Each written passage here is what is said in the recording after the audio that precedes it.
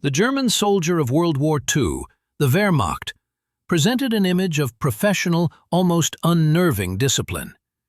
It was an aesthetic built on centuries of Prussian military tradition, refined and weaponized by Nazi ideology.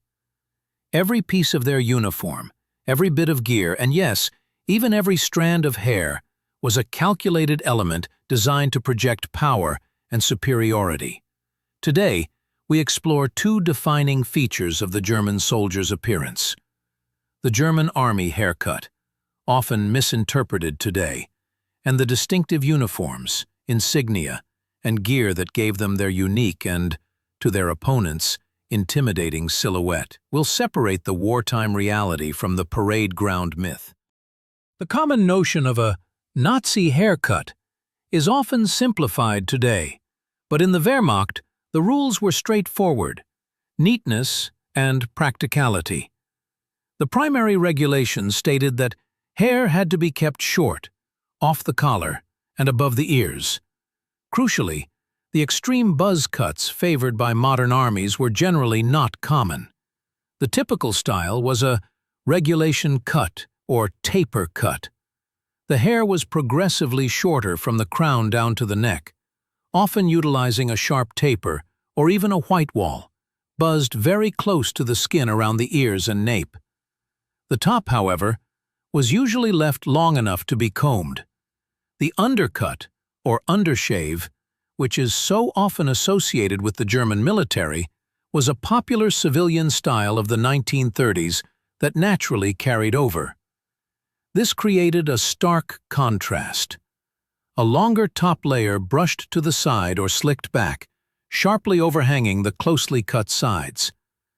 This look was frequently maintained with hair tonic or pomade like Brill cream, a small luxury officers and rear echelon troops maintained to embody discipline. Facial hair regulations were even stricter.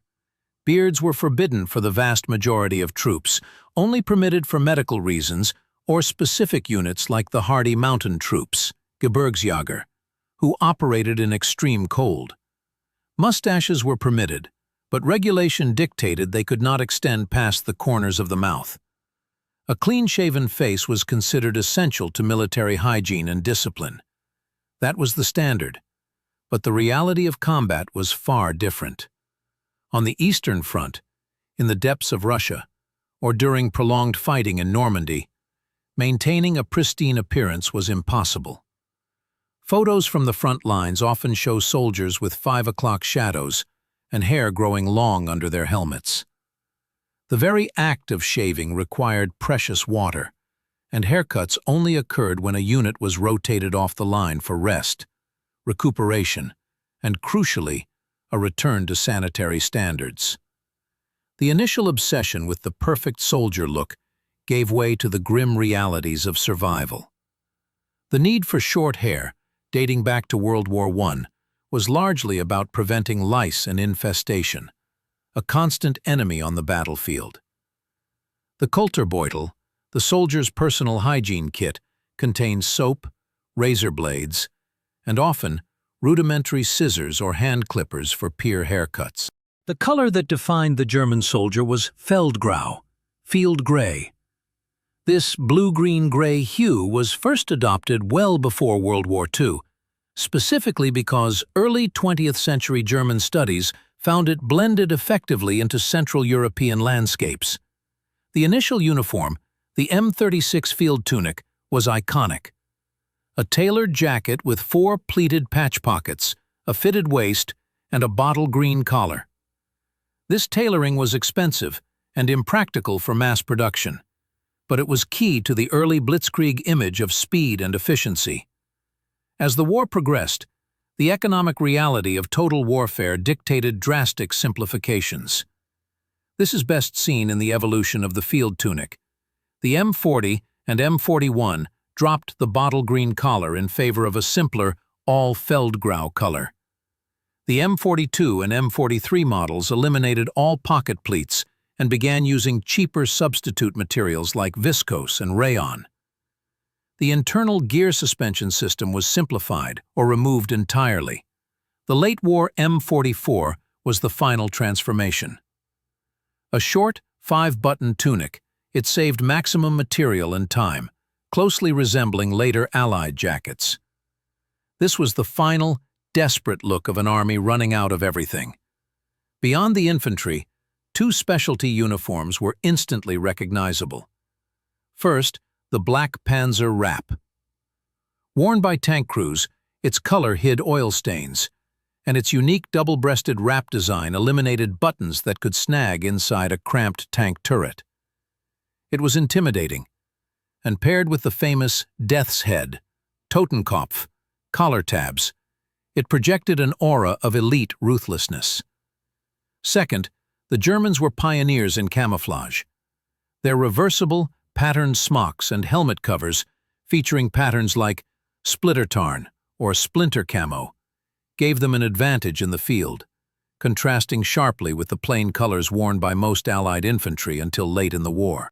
A German uniform communicated a vast amount of information through intricate, subtle insignia.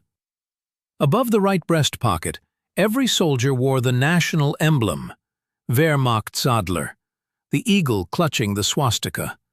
On the collar were the Litzen, the double braids that indicated an army soldier. But the color that truly identified a man's job was the Waffenfarbe, or branch color, seen as piping on the shoulder boards and collar tabs. White meant infantry. Red was for artillery. Rose pink identified the tank troops, the Panzer Corps. This color code was an instant, non-verbal identifier of a soldier's role on the battlefield. No feature is more defining than the Stahlhelm, the steel helmet. Its flared profile and neck skirt offered superior protection compared to the simpler Allied soup bowl designs. Early in the war, these helmets were marked with 2 decals, the national colors and the Wehrmacht eagle, though these were often painted over or removed as camouflage became more critical. Finally, the soldier's personal kit was held in place by a complex system of leather webbing, centered around the Y-straps, Koppeltraggestell. This harness distributed the heavy load of the gas mask canister, bread bag, entrenching tool, and ammunition pouches, a highly distinctive and practical feature of the German infantryman's appearance. The German military appearance, from the sharp undercut to the fitted Feldgrau tunic, was a powerful psychological tool. It reinforced an internal sense of superiority and discipline, while projecting an external image of a modern, almost robotic fighting force. But like the Blitzkrieg itself, this image of immaculate perfection proved fragile. As the war dragged on and the front lines dissolved into chaos, the tailored uniforms were replaced by mass-produced, simplified versions. The slicked-back hair disappeared beneath the grime of the Russian winter. In the end, the rigid, aesthetically driven appearance of the Wehrmacht was stripped away, leaving only the grim reality of a defeated army. Yet, the distinct visual legacy, from the unique cut of a soldier's hair to the meticulous design of their uniform, remains one of the most studied and recognizable military aesthetics in history.